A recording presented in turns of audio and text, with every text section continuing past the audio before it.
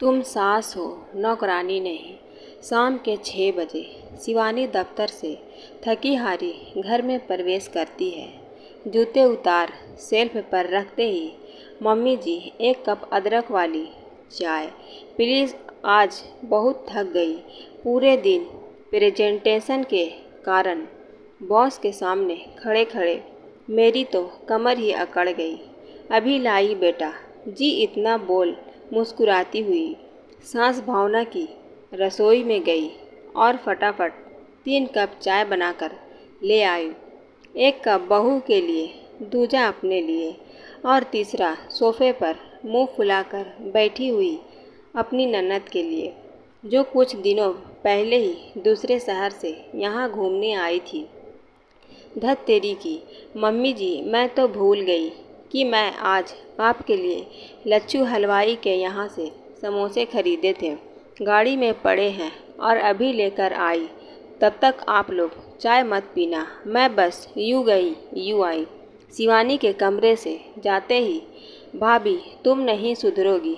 मैंने सुबह ही समझाया था कि बहू को इतना सिर चढ़ाना सही नहीं, फिर भी तुम उसके एक इशारे पर चाय बनाने के लिए दौड़ पड़ी, जबकि यहाँ बहू को हम दोनों के लिए चाय बनाना चाहिए था, ना कि तुम्हें। तुम सास हो, नौकरानी नहीं। दीदी आपने देखा नहीं वह कितनी थकी हुई लग रही थी। ऐसे में अगर मैं एक कप चाय बनाकर पिला दे तो कौन सा उपकार कर दिया। भाभी तुम सहो। और वह बहू, इतनी सी बात तुम्हें समझ नहीं आती कि सास को हमेशा तन कर रहना चाहिए, ना कि बहू के सामने झुककर। बहू की जगह अगर मेरा बेटा दफ्तर से थका हारा आता तब भी मैं चाय बनाकर देती ना। फिर बहू जो बेटे की तरह ही दफ्तर से थक कर आई है, उसके लिए चाय बनाने में झिझक कैसी। भाभी तुम्हारा कुछ नहीं हो सकता, तुम्हारी अक्ल पर पत्थर पड़ गया है।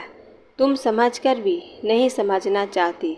मुझे देखो, बहू के आने के बाद रसोई में कदम भी नहीं रखती। चाय बनाना तो दूर की बात है, मेरे होते हुए मजाल है जो बहू ऊपर सोफे पर मेरे बराबर बैठ जाए।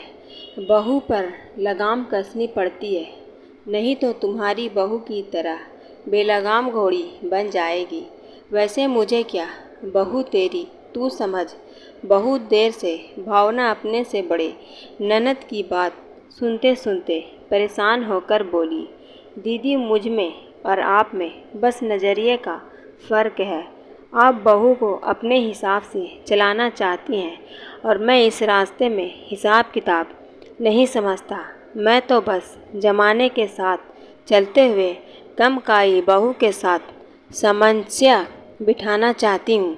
यह तभी संभव है जब बहू के साथ प्रेम से रहना चाहिए, ना कि जोर ज़बरदस्ती से।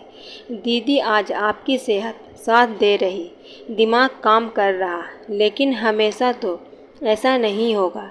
एक न एक दिन आप भी शरीर और दिमाग से थकेंगी। तब जी, बहू को आप अपने इशारे पर नचा रही, क्या मन से वह आपकी सेवा करेगी? ज़रा सोच कर देखिए। शिवानी जो दरवाजे के बाहर से सास और बहू सास के बीच की बात सुन रही थी, अचानक से कमरे में प्रवेश करते हुए कहती है, मम्मी जी, यह लीजिए समोसे। बुआ जी आप भी लीजिए। वैसे आप दोनों किस हिसाब किताब की बात कर रही थी? समोसे देते हुए शिवानी बोली तो सास भावना बोल पड़ी, कुछ नहीं बेटा जी। वाह, मैं पूछ रही थी तुमने बिजली का बिल भर दिया ना, और वह दूध वाले का हिसाब किताब ज़रा एक बार देख लेना। मुझे कुछ गड़बड़ी लग रही थी। ठीक है मम्मी जी। बोलते हुए शिवानी अपने कमरे में फ्रेश होने चली गई। उसे आज मम्मी जी की बात सुन अपने आप पर बहुत गर्व महसूस हो रहा था कि वह एक ऐसे परिवार का हिस्सा है जो बहू को बेटे के बराबर समझते हैं। रिश्ते हमेशा प्रेम और विश्वास से जीते जाते हैं कि जोर ज़बरदस्ती से नहीं।